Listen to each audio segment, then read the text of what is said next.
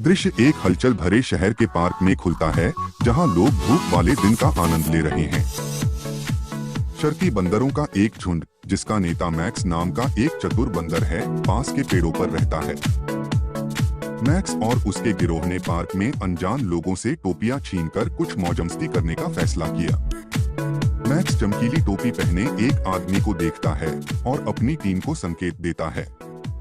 बंदरों में से एक चुपचाप आता है और तेजी से आदमी की टोपी पकड़ लेता है, जबकि उसका ध्यान भटक जाता है। मैक्स को एहसास हुआ कि मौजमस्ती खुशी से ज्यादा परेशानी पैदा कर रही है।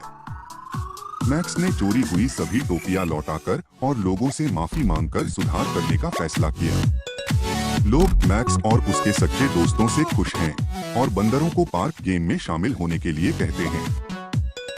मैक्स और उसका गिरोह मौजमस्ती का हिस्सा बनकर खुश हैं और भविष्य में अपनी शरारतों का इस्तेमाल केवल अच्छे कार्यों के लिए करने का वादा करते हैं। पार्क का दिन खत्म हो रहा है।